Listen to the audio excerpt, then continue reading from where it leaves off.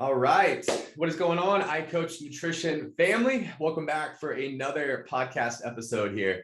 So guys, today the topic that we're going to be diving into is how to lose body fat. And one thing that I really want to bring up here from the very beginning is that, a lot of people have a weight loss goal, right? They're like, I weigh this much, I want to lose this much weight. This is my goal body weight, right? But what a lot of people fail to realize is that the goal should not just be to lose weight. We want to make sure that the weight that we're losing is body fat, right? Because there's a lot of diets and programs out there that will make you lose weight, but in the process of losing weight, you're actually losing muscle as well, right? And if you lose muscle while you're losing weight, you can almost guarantee that you're going to gain that weight back plus more, right? So we want to make sure that we're never losing muscle while we're losing weight, and that the main focus here is that we're losing body fat, right? And we're setting the goal that, hey, I want to lose body fat. I don't want to just lose weight, okay? So when it comes down to losing body fat, when it comes down to, this goal, right, you've got to take into consideration a few different things. I'm going to come at this from a very simplistic approach, and then we're going to kind of dive into some of the complexities of it. So the simplistic approach is this: how do I lose body fat? Well, in order to lose body fat, you have to eat in a calorie deficit. You have to create a calorie deficit, right? You can do that from reducing your calorie intake and eating less, or you can do this from expending more calories, right? By working out more, by exercising more and burning more calories per day. So you can do it in a number of different ways here, right? But at the end of the day, it does come into, from a simplistic approach, it comes back into calories in versus calories out, right? In order to lose body fat, right, you have to be able to eat less, right, calories in order to create that calorie deficit, or you have to burn more calories in order to create a calorie deficit. So what most people do, right, assuming that you are already exercising on a consistent basis, it would be, okay, we need to create a calorie deficit, right? Now, if you're somebody that's extremely sedentary and you're not working out at all, you could potentially eat the same exact way that you're currently eating, but start to exercise more and start to burn more calories on a daily basis, and that could create a calorie deficit for you. What we have to be careful with is sometimes we're sedentary, right? And now all of a sudden we start working out a whole lot more, burning a lot more calories per day, and we're reducing our calorie intake, creating a calorie deficit. And so now you're creating a very, very big deficit, right? Meaning that not only did you lower your calorie intake from a food perspective, but you've also started exercising a lot more and burning more calories from an expenditure perspective. And this is where that awareness really comes into play, right? Because the Apple Watches and Whoop bands and Fitbits and all of these things, sure, they might tell you, how many calories you burn per day, but they are not accurate at all, right? They are much, much more inaccurate than trying to focus on the intake side of the equation and actually tracking your food intake.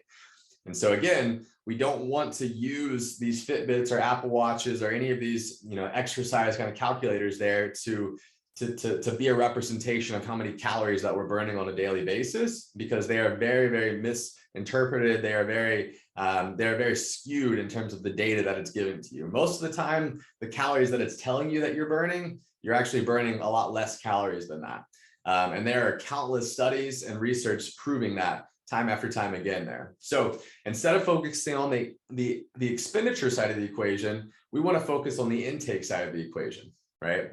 And so step one with this is going to be, as we're getting kind of more into these complexities, step one is understanding, okay, how many calories am I currently consuming on a daily basis, right? And there's really no way to know this, right, unless you're actually tracking your food, right? And so again, this is something where what I would suggest is start day one with an initial weigh-in, right? Wake up, use the restroom, weigh yourself in. That way you can get a starting body weight. Then track your food on an app, a free app like MyFitnessPal or Chronometer, right? And track your food for 7 days so that you can start to see how many calories you're actually consuming on a daily basis. And then therefore, how many calories are you eating, on average per week. At the end of that 7 days, weigh yourself in again in the morning. Wake up, use the restroom, weigh yourself in, and look at what's happened with your weight. Ideally, your weight would have stayed exactly the same throughout that 7 day period of time, meaning that on average, you're eating the same amount of calories per day, right? On average for the week, you're consuming the amount of calories that is essentially putting you at maintenance calories, which would then make you maintain your weight. Now, if you tracked your food for 7 days and your weight on day 1 versus your weight on day 7, if you lose weight during that time on the scale, well, then that could mean, right, that you reduced your calorie intake, creating a calorie deficit, right? And so meaning that you're now eating less calories than you were that previous week, right? Same thing on the other side of the spectrum there. If you gained weight during that 7-day period of time, it could be that you're actually consuming more calories than what you were consuming that previous week. Now, again, this is just a 7-day period of time, so it's not really that much data to be able to assess. It's more so just to kind of give you a ballpark number. But the point of this is that there's a lot of calorie calculators out there. There's a lot of macro calculators out there, and you can put in your age and your height and your weight and your activity level and all of these different metrics, and it can tell you, kind of a ballpark number of what your maintenance calories should be. But you can't just go off that number alone, because if you're currently not consuming that many calories, then that number is not going to be a good starting point for you. You really need to meet yourself where you are. You need to do an initial assessment of how many calories are you actually consuming on a daily basis. How many calories are you consuming on average per week? Make that your starting calorie number, right? Focus on getting consistent with actually eating that many calories per day, rather than what I see a lot of the times with clients is they're on much more of like a calorie roller coaster ride, right? Their calories are all over the place. They're high, they're low, they're high, they're low, they're all over the place, and they're not consistent at all. So step 1 is focus on that maintenance calories number there, that average calorie intake over that 7 days, and actually hitting that number consistently. And then from there, start to pay attention to what's happening there with your weight, right? If you're maintaining your weight, you are indeed eating at maintenance calories. And I would look at this more over like a month's period of time, not just in 7 days. If you're losing weight, well, now you know that you're eating less calories than you were before you started tracking. And so now you're losing weight, you created a calorie deficit in order to do that, right? And then if you're gaining weight, that means that you're eating in a calorie surplus and you're eating more calories than what you were eating that previous week and before that there, okay? So when it comes down to this, step 1 is take an average, right? Log your food intake, meet yourself where you are, figure out how many calories you're actually consuming on a daily basis, on a weekly basis, on a monthly basis, on average, right? And then from there, create a calorie deficit. Now, the sweet spot with the calorie deficit is really like 300 to 500 calories a day. That's plenty. There's really no need to, drop your calories all the way down 1,000 calories or to jump on this 1,200 calorie diet, right? That's way too much of a drop in calories. That's way too low of calorie intake for 99% of people out there. And so there's really no need to, starve yourself or drop your calories significantly. Really 300 to 500 calorie deficit, that's the sweet spot. And the reason I say this is because we don't just want to lose weight, right? We want to lose body fat. We want to make sure that the weight that we're losing is body fat and not muscle. And when you're starting to work below a 300 to 500 calorie deficit, right? When you're starting to lower your calorie intake way too much, well, you're going to compromise and you're going to lose muscle. And so when you lose muscle, when you're losing weight, that end goal there, right? When you get to the end of doing a dieting phase and trying to lose weight, trying to lose body fat, well, now you've lost muscle, right? And so now how you look in the mirror, how you look in a swimsuit is going to be completely different. Not to mention, the more muscle that you lose through losing weight, the easier it's going to be for you to be able to gain that weight back, plus more even sometimes, right? And so we really want to be able to maintain our muscle mass as best as possible while trying to lose weight, while trying to lose body fat. And again, this just comes in with making sure that we're not creating too much of a calorie deficit there. 300 to 500 calories is a great starting spot. You might have to potentially lower it a little bit more based off hitting a plateau.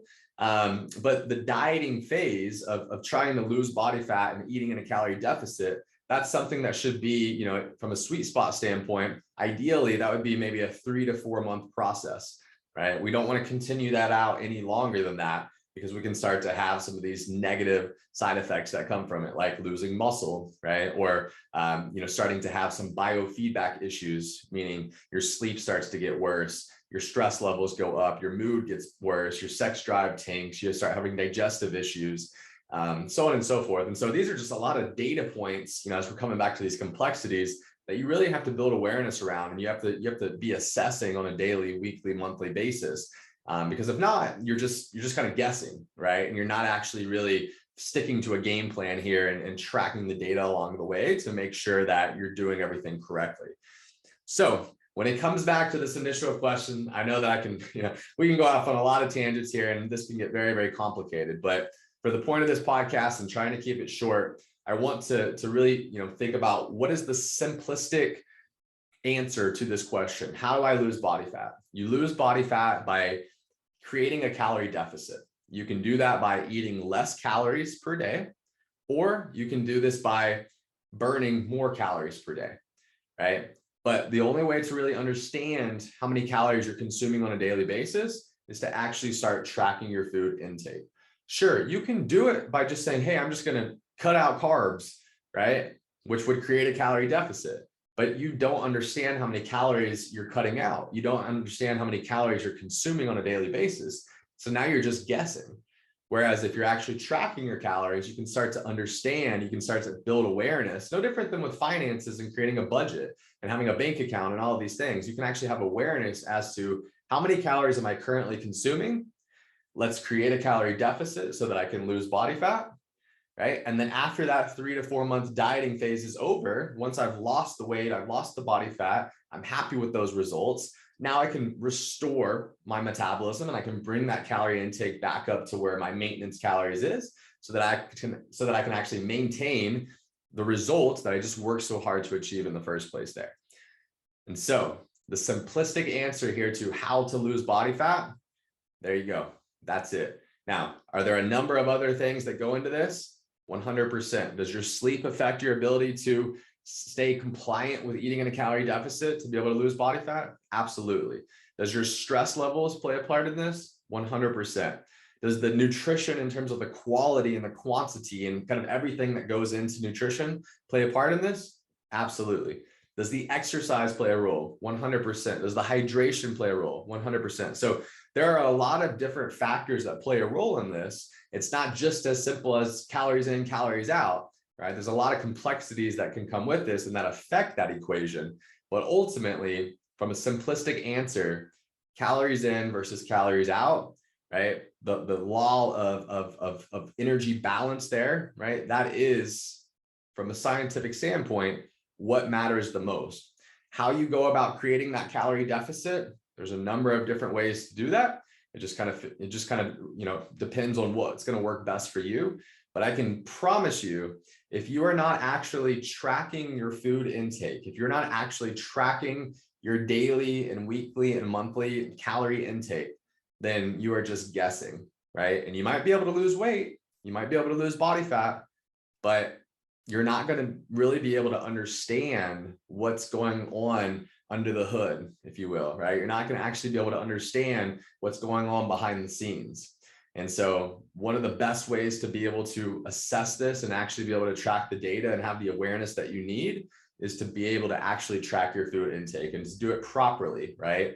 There's a lot of people out there. I would argue 99% of clients that come to me, when we first do this initial assessment, they track their food for 7 days and they have about a 500 to 1,000 calorie discrepancy in how many calories they think that they're eating based off their logging versus when I teach them how to log things properly, how many calories they're actually eating, right? And so just that alone, that's why step one is starting to understand how to actually log your food correctly so that you can get an honest and accurate assessment of how many calories you're currently eating, so that then you can create that 300 to 500 calorie deficit and you can prioritize all of these lifestyle habits that play a role so that during that dieting phase, when you're trying to lose weight, when you're trying to lose body fat, it is indeed that you are only losing body fat and not losing muscle, right? Or that you actually accomplish your goal of being able to actually lose weight and lose body fat rather than feeling like you're plateaued and nothing is working and your metabolism is broken and it's your genetics, right? Or whatever the things, whatever kind of the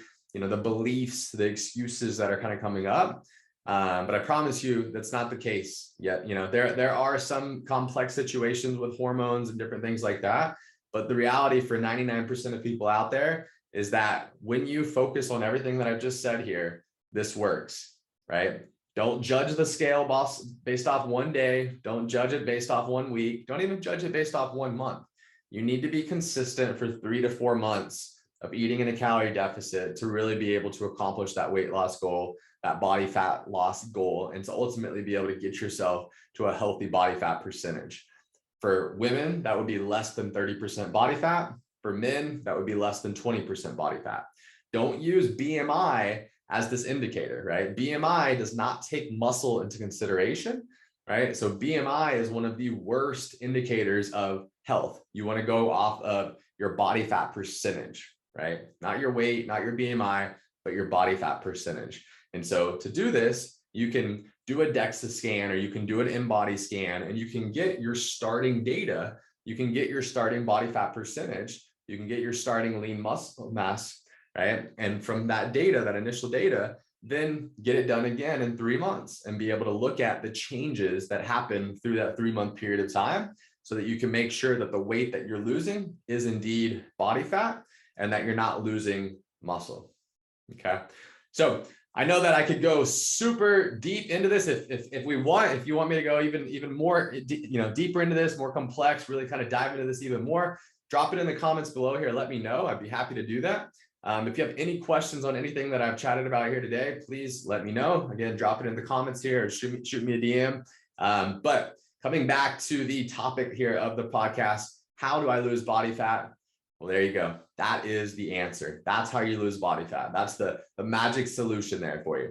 Is it easy, right? It's a lot easier said than done, right? But that's the solution. That's how you do it. That's how you accomplish it.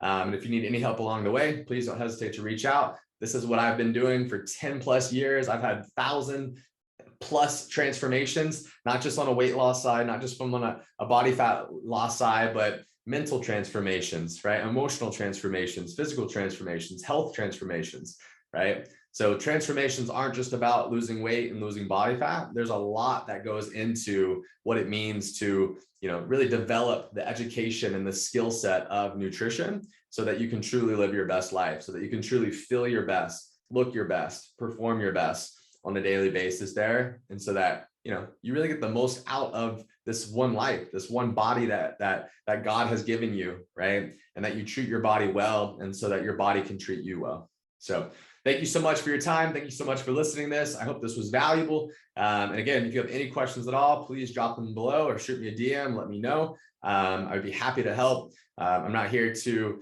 take your money or make you sign up for coaching or anything like that at all. My mission in life is to help as many people as I possibly can. We're approaching in 2024 here, we will be at an obesity rate of 50% of Americans' population, right? And that does not have to be the case. And so I'm on a mission to combat this and to help as many people in this world as I possibly can learn how to develop the skill set and the confidence that it takes to dial in and understand what your body needs from a nutritional perspective. So if there's anything that I can do to help, any questions that I can answer, please let me know. And yeah, until next time, thanks guys.